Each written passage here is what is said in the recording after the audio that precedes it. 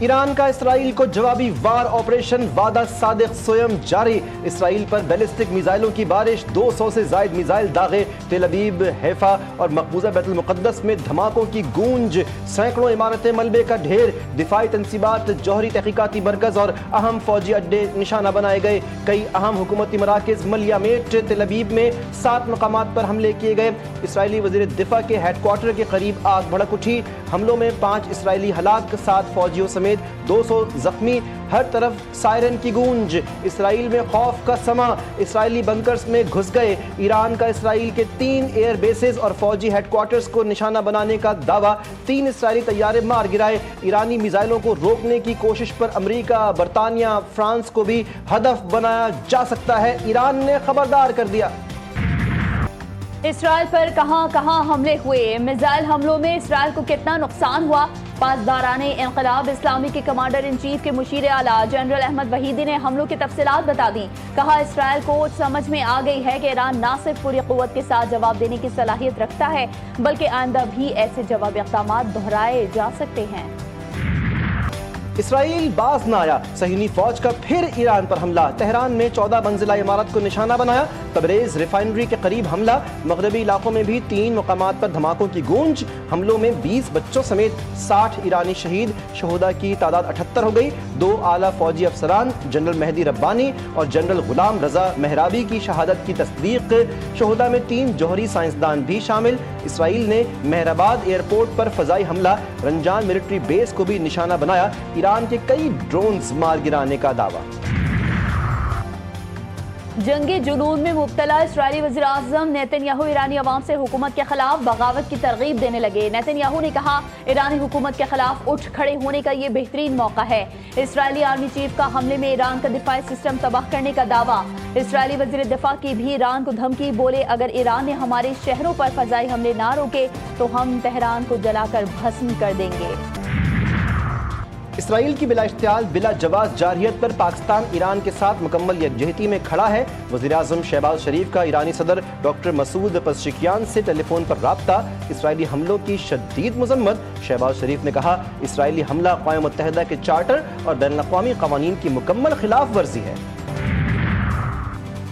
کافی کشیدگی ہو گئی ہے، اب اسے روکنے کا وقت ہے، اقوام متحدہ کے سیکرٹری جنرل انتونیو گوتریس کا ایکس پر پیغام لکھا، امن اور سفارتکاری کو غالب ہونا چاہیے، امریکی صدر کا سعودی ولی عہد محمد بن سلمان سے رابطہ، مشرق وسطی میں استحکام، ایران پر اسرائیلی حملوں اور سفارتی حل کی ضرورت پر گفتگو، قطری امیر کا ٹرمپ سے رابطہ، ایران اسرائیل کشیدگی میں کمی اور سفارتی حل پر تبادلہ خیال، ٹرمپ کی برطانوی وزیر اعظم سے بھی بات چیت ہوئی، کیئر سٹارمر کا ایرانی ایٹمی پروگرام پر تشویش کا اظہار۔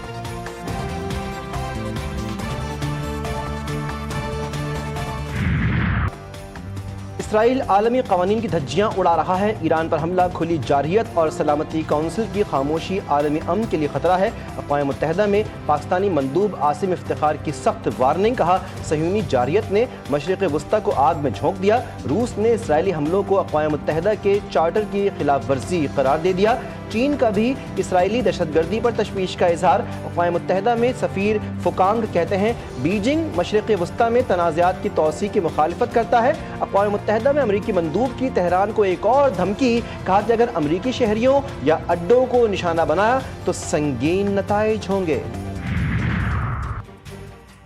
ایران کا تاریخی وار، حماس کا خراج تحسین، صہیونی غرور راکھ ہوا، مظلوموں کی للکار گونج اٹھی، فلسطینی تنظیم کے سینئر رہنما کا کہنا ہے کہ ایران نے اسرائیل کے اندر اہداف کو کامیابی سے نشانہ بنایا اور آئرن ڈوم اور ڈیوڈ سلنگز جیسے دفاعی نظام بری طرح ناکام ہو گئے، اسرائیل جس آگ کو برسوں سے مشرق وسطی میں بھڑکا رہا ہے اب اسی میں جلنے کا وقت ہے، ایران کا جواب ثابت کرتا ہے کہ ہر جارحیت کی سزا ملے گی۔ اسرائیل میں دھماکوں اور تہران میں اللہ اکبر کے نعروں کی گونج، ایران کی جوابی کارروائی پر یمن اور لبنان میں جشن کا سما، تہران کی آزادی اسکوائر پر اللہ اکبر کی صدائیں، نوجوانوں کے جوش و جذبے نے دیکھنے والوں کو حیران کر دیا۔ پاکستان امت مسلمہ کے ساتھ چٹان کی طرح کھڑا ہوا ہے، غزہ کے مظلوموں کے لیے امدادی کوششیں تیز کرنے کا اعلان، वज़ीर ख़ारजा इसहाक़ डार की ज़ेर सदारत आला सतह का इजलास हुआ। गजा में इसराइली मज़ालिम पर गहरी तशवीश का इजहार। नायब वज़ीर आज़म का कहना था कि पाकिस्तान का मसला फ़लस्तीन पर गैर मुतज़ल्ज़ल मौक़िफ़ बरकरार है।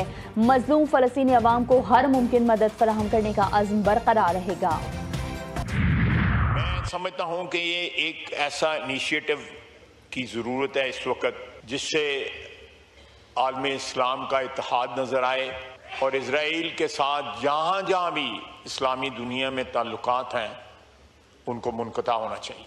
मुकम्मल यकजहती का इजहार हम करते हैं अपने ईरानी भाइयों के साथ और इस आज़माइश की घड़ी में हम उनके साथ हैं, हर तरीके से उनके साथ। मुस्लिम दुनिया मुत्तहिद ना हुई तो सबकी बारी आएगी। मुस्लिम दुनिया इसराइल से सिफारती ताल्लुकात ख़त्म करे। नाजायज़ रियासत ने पूरे खित्ते की जंग को लपेट में डाल दिया। कौमी असम्बली में खिताब के दौरान ख्वाजा आसिफ ने कहा, ईरान पर हमला करके बैनुल-अक़वामी क़वानीन की खुली खिलाफ वर्जी की गई। वज़ीर इत्तलात अता तारा बोले, ईरान को अपने दिफा का हक हासिल है। पाकिस्तान खित्ते में अमन का फ़रोग़ चाहता है। फ़लस्तीन के निहत्ते मुसलमानों को कभी नहीं भूलेंगे। पाकिस्तान ने वहां पे ईरान का दिफा किया अक़वाम मुत्तहिदा की सिक्योरिटी काउंसिल में और ये कहा कि हम सिर्फ मजम्मत करते हैं जो अनजस्टिफाइड, इल्लेजिटिमेट और अनप्रोवोक्ड अटैक है इजराइल का ईरान के ऊपर, बल्कि हम अपने ईरान के बहन भाइयों के साथ इज़हार यकजहती भी करते हैं और उनके गम में बराबर के शरीक भी हैं। Is the only way for us to address all issues.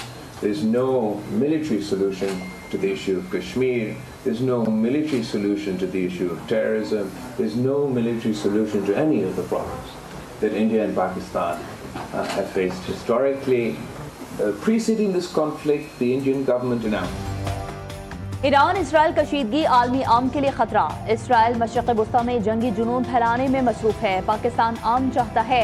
जंग के किसी भी मसले का हल नहीं। मसला कश्मीर और दहशतगर्दी जैसे तनाज़ात का हल सिर्फ मुज़ाकरात में है।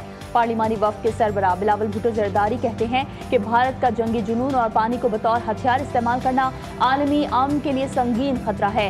पाकिस्तान ने पहलगाम वाक़े की तहक़ीक़ात कराने की पेशकश की जो अब भी कायम है। 2 एटमी ममालिक का तसादुम 2 ममालिक की हुदूद तक महदूद नहीं रहेगा। दहशतगर्द इसराइल के गजा में हमले, मजीद 23 फ़लस्तीनी शहीद।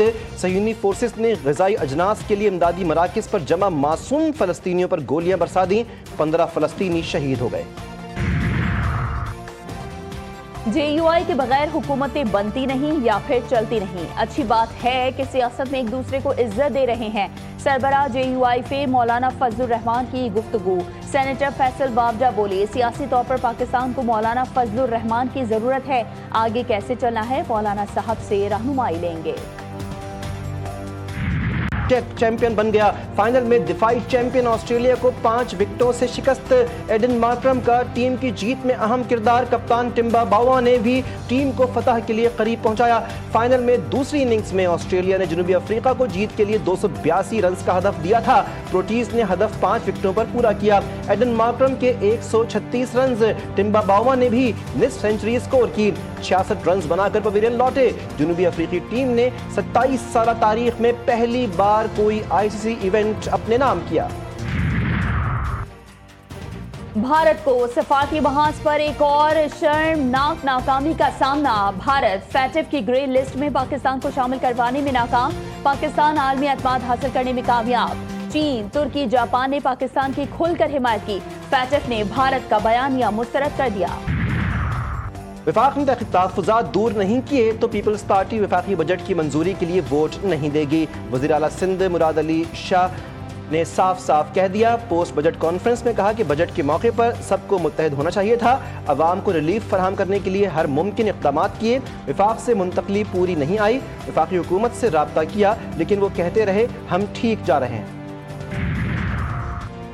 खैबर पख्तूनख्वा का वफाकी बजट पर तहफ़्फ़ुज़ात का इज़हार। तरक्याती फंड्स में कटौती, कबायली अज़ला पर भारी अखराजात, 93 अरब की आमदन का हदफ और रोज़ाना 6 करोड़ का मुनाफा। मुशीर ख़जाना मुज़म्मिल असलम का पोस्ट बजट कॉन्फ्रेंस में कहना था कि वफाक बेहतर काम करे तो सूबे भी अच्छी कारकर्दगी दिखाते हैं। वफाक की जानिब से टैक्स कम जमा करने की वजह से हमें 90 अरब रुपए कम मिले।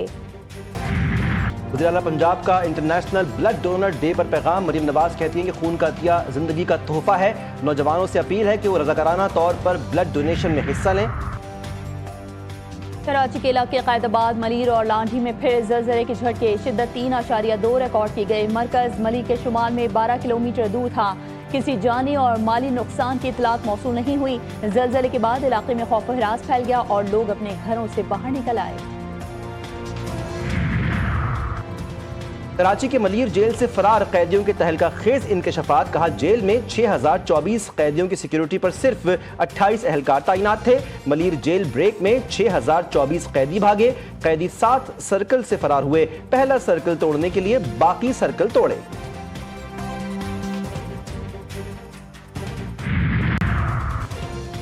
کراچی میں شاہراہ بھٹو کے دوسرے فیز کا افتتاح. شاہراہ قیوم آباد سے قائد آباد تک آپریشنل کر دی گئی. وزیر اعلیٰ مراد علی شاہ نے کہا پیپلز پارٹی نے کراچی کے لیے ترقیاتی منصوبے دیے. منصوبوں کی تکمیل میں رعایت نہیں دی جائے گی.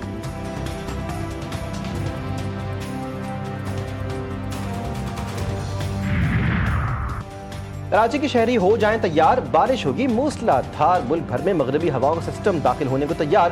محکمہ موسمیات کے مطابق کراچی میں بھی بادل برسیں گے. 16 جون سے شہر قائد کے مضافات میں گرج چمک کے ساتھ بارش کا امکان. بارش برسانے والا سسٹم کراچی کے مضافاتی علاقوں میں 1 سے 2 روز تک اثر انداز رہے گا. اور لاورا اکرم کا تاریخی کارنامہ، ورلڈ باکسنگ چیلنج میں برونز میڈل جیت کر پاکستان کی پہلی خاتون باکسر بن گئی. فلسطین کے حریف کو شکست. منگولیا سے سخت مقابلہ. جمہوریہ چیک میں قومی پرچم بلند. خواتین کے لیے نئی راہیں ہموار.